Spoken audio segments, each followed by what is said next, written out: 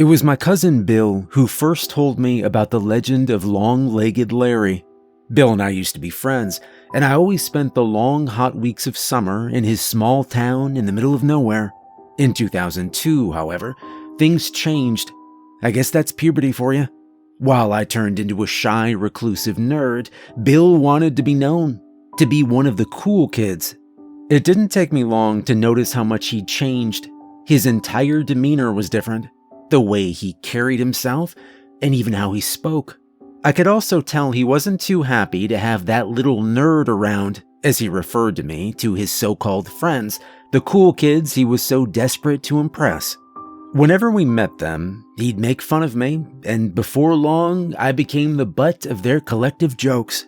Even worse, Bill began treating me like I was an idiot, and never lost a chance to belittle me. It was one of those friends, I later learned, who'd told Bill about the supposed urban legend. "What's a long-legged Larry?" I asked when he told me about it.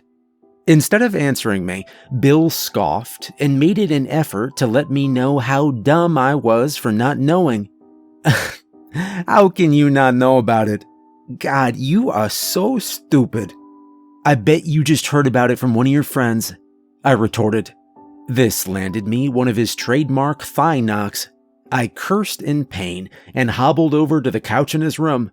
While I rubbed what I knew to become a heavy bruise, he reiterated the story he'd heard.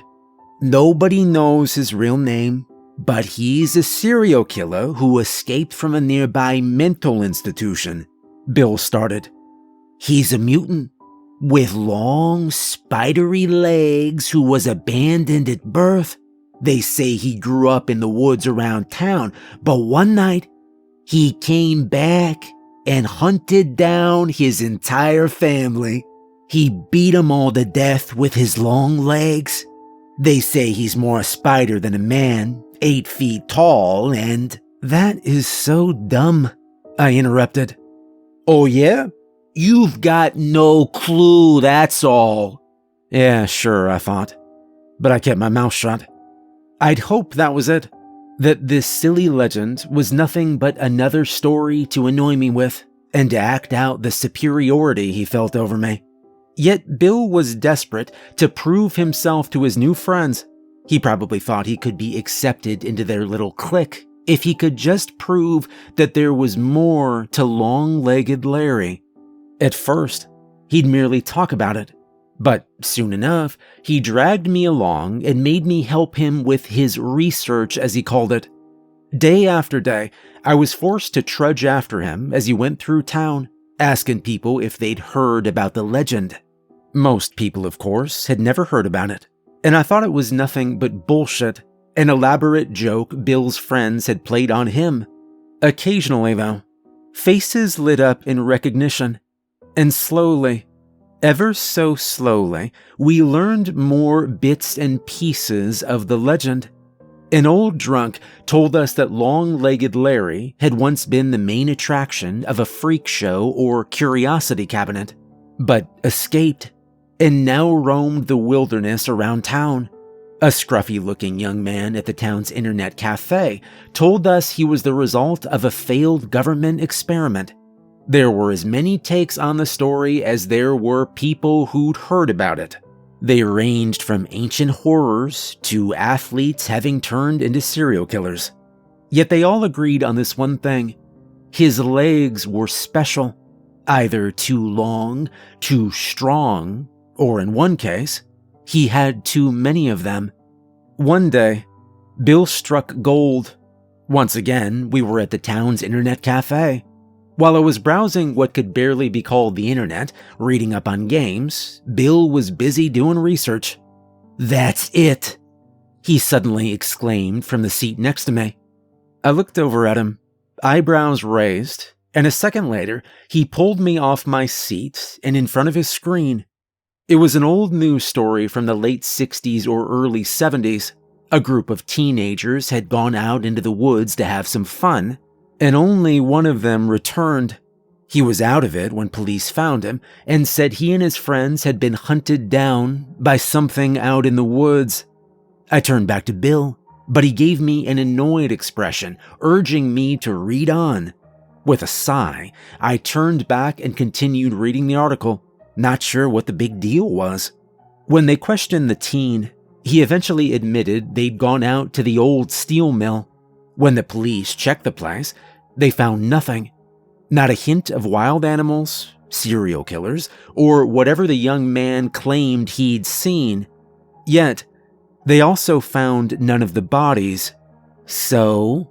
I asked, turning back to Bill. What do you mean, so? Did you read it? He's gotta be out there. I should have known he's hiding out by that old steel mill with all the talk about it and whatnot. We're going, he said. Come on, Bill. I'm not going to some stupid abandoned place in the middle of... I was cut off by another thigh knock. Why are you always so afraid of everything, man? This is gonna be awesome. Who knows, maybe we'll even find out what happened to those teenagers. That was 30 years ago. Even if someone was out there back then, he's probably long gone, dead, or even... You know, if you don't come along, I'll just tell everyone you're in love with Susan Kingsley, he interrupted. Who's Susan Kingsley? I asked.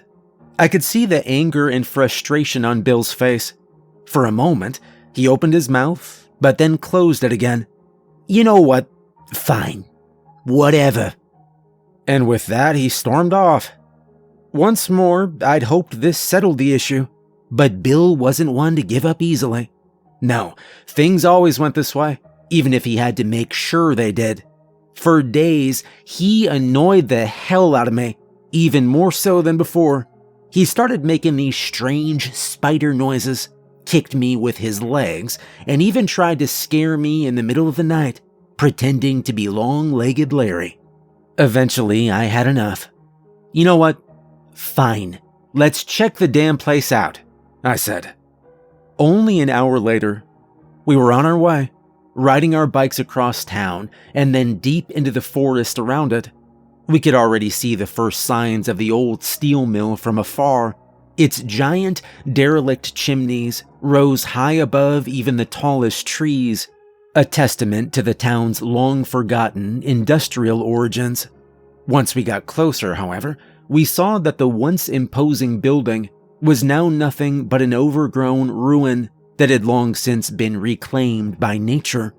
The only thing not in sheer and utter disrepair was the huge steel fence surrounding the building, sprouting a variety of "do not enter" and "parents are liable for their children" signs.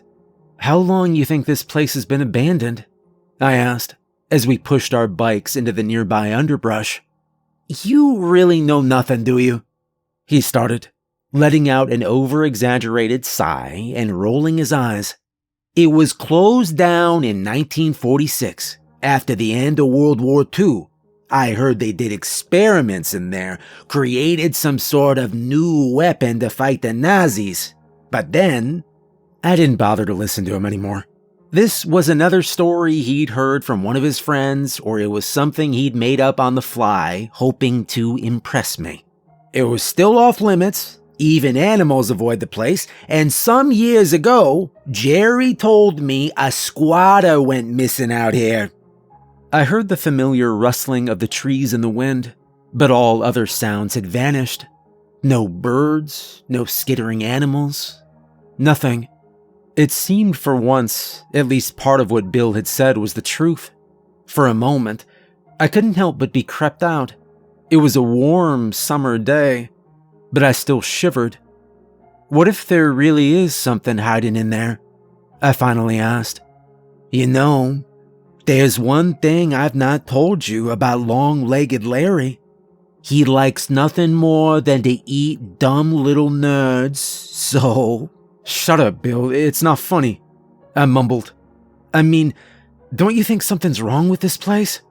When I said this, Bill gave me a cheeky grin. Well, in case there is, I brought this along.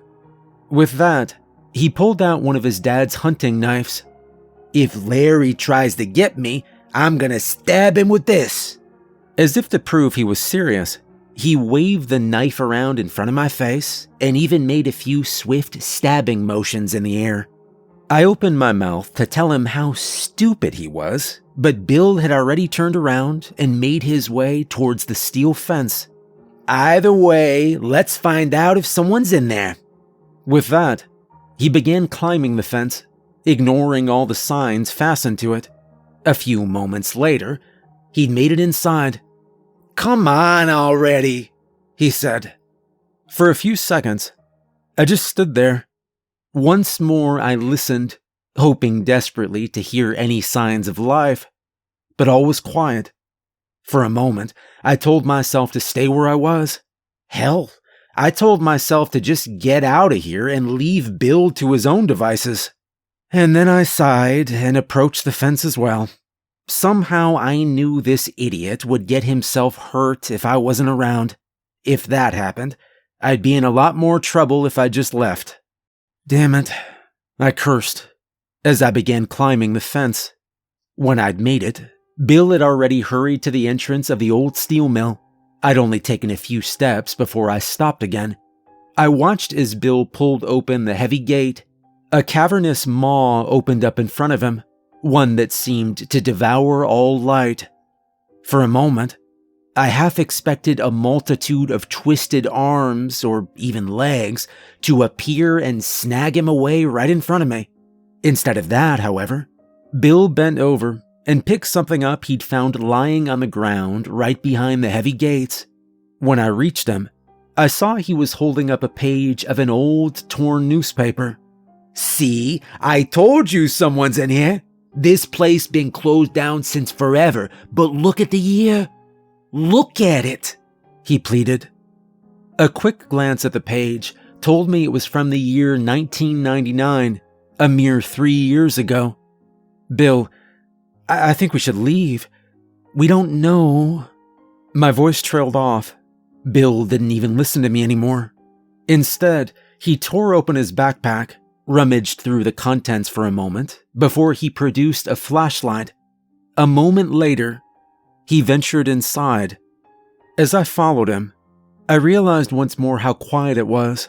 No birds, no animals, and not even the sounds of the rustling trees reached us in here. All we heard was the sound of our echoing footsteps on the old, cracked concrete floor. The inside of the steel mill was entirely empty and must have been stripped bare before it was abandoned. It made the place even bigger than it seemed from the outside. It was nothing but endless darkness, stretching on impossibly far in all directions. The only things I saw were a few lonely beams holding up the high roof above us and the occasional heap of rubble. As Bill walked on, the beam of his flashlight jerked around wildly, darting here and there in seemingly uncontrolled motions. At first, I thought he was scared, but then I saw his face. He was giddy with excitement. "If we find him, it's gonna be the most amazing story ever." Then the flashlight's beam hit something on the concrete floor, something that had once been very much alive. A gasp escaped me, and I barely contained a scream. Bill, however, was already hurrying over to the bloodied remains in front of us. "It's a fox, but it looks like it's been dead for a while," he said, poking it with his foot. "Yeah, but how did it end up in here?" I said. "There's no other animals around, and look, it's torn apart." "Probably Larry," Bill said. "Shut up, man. This is getting creepy. Please, Bill, let's just leave, all right? You're such a loser. But you know what, fine. If you want to be a baby, you can wait for me outside." This time I'd had it with his stupidity. This place was creepy enough, but this fox? Something was wrong here, and the last thing I wanted was to run into some deranged homeless dude or squatter. Or, hell, even Larry himself. As fast as my steps could lead me, I made my way towards the small spot of sunlight we'd entered from. Suddenly, I tripped over something. I cursed, trying to kick away what I thought was nothing but rubble. But when I looked down, I saw it was a heap of clothes, torn apart, half-rotten clothes. What my foot had hit was a bone, a long, big bone that was clearly not from a fox or another small animal. Then, as my eyes adjusted to the darkness, I saw something else between the torn clothes on the floor. It was the remains of a broken human skull. This time, I could do nothing about the scream that escaped me. I backed away, stumbled over my feet, and crashed to the ground. Bill was with me a few moments later, his face a mixture of annoyance and curiosity. What? What happened? What did you see? You get scared by? The moment he saw what I was pointing at, he went quiet. When he spoke again, his voice was barely more than a whisper. He's a cannibal. Before I could tell him we had to get out of here, I heard it. Footsteps. Hard, fast footsteps that echoed towards us from somewhere inside the building. When I turned to look at Bill, he was as scared as I was. All the excitement had left his face as the reality of the situation finally dawned on him. The beam of his flashlight darted around erratically, trying desperately to find whoever was coming for us. Then we both saw it. A disheveled older man came dashing right for us. "What the hell do you think you're doing here?" he called out to us. We both screamed. Bill was already running, and a moment later I'd made it to my feet and I was right behind him. In his senseless panic, Bill wasn't running towards the exit, but deeper into the building, away from the creepy guy who was about to murder us. "Come back here, damn it!" I heard his voice from behind us. We ran as fast as we could, but with each step, the man was closing the distance between us. And then, just before the man reached us, Bill stared right at me. His eyes were wide. All the color had drained from his face, but then a different emotion washed over it. It was guilt. And before I understood what was happening, he tripped me.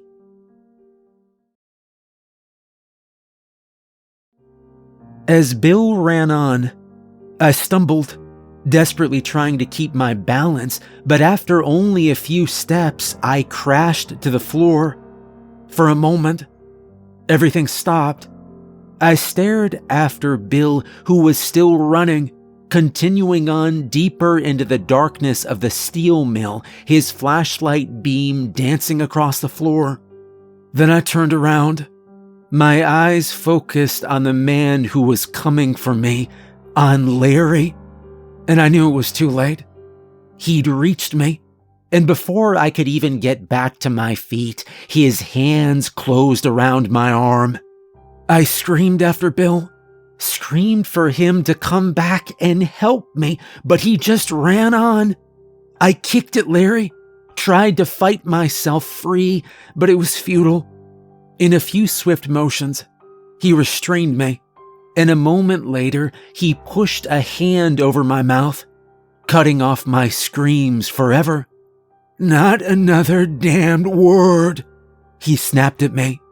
Then he dragged me back towards one of the huge beams in the empty hall. As he held me in place, he said something else. It was almost a whisper. "Quiet. It'll hear you too." I didn't understand what was going on. What was he talking about? Once more, I renewed my efforts to get free, but then I heard it. Sounds different from Bill's echoing footsteps. The sounds were unlike anything I'd ever heard before. The closest I could think of was bugs, a multitude of skittering bugs. And then Bill screamed. This time, his scream was different. It was nothing but an unintelligible, blood-curdling wail. It was cut short a second later, but its echo traveled endlessly and lingered in the empty halls of the steel mill. All the while, the man I'd thought to be Larry held me in place, still covering my mouth. Then something hit the floor, something wet and made of flesh and bone, something I knew had been my cousin mere moments ago. I heard clothes being torn, flesh being ripped apart, and then a sound so disgusting I almost vomited. It reminded me of someone sucking the juices from a fruit. The sounds continued for almost a minute before silence returned to the steel mill. All I could hear now was the beating of my heart and the labored breathing of the man holding me. Then the skittering returned, and for the blink of an eye, something was illuminated by the flashlight Bill had dropped. It was a tall, bony figure, a figure so tall it almost reached the hall's high roof, and as it moved, I saw a multitude of thin, spidery limbs. No, not limbs. Legs. Legs skittering over the floor as whatever this abomination was dragged itself back to its hiding place. For long minutes, the man kept holding me in place, not moving, his eyes focused on the lonely flashlight beam as he listened to the deafening silence all around us. As he did, I could see the terror on his face. Eventually, though, he opened his mouth again. All he said was a single whispered word: "Outside." With that, he dragged me from the dark hall and back into daylight. Eventually, he let me go, and I'd have run if I'd had the energy left. I stumbled only a few steps before I collapsed on the ground, a trembling, crying mess. What was that? Was that long-legged Larry? Long-legged what? Is that what they call it these days? The man said. That thing in there, the man finally said. Whatever it is, it's been around forever, even before I was born. There's always been stories about it, and it's probably the reason they shut this damn mill all those years ago. But what is it? Some sort of serial killer, or? For a moment, the man was quiet. His eyes wandered over the old steel mill in front of us, before he shook his head. I got no clue what it is myself.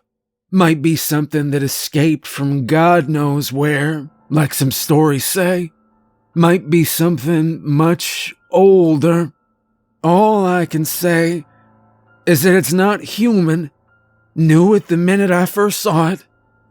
First saw it? What do you... I came here years ago with my friends when I was still a teenager.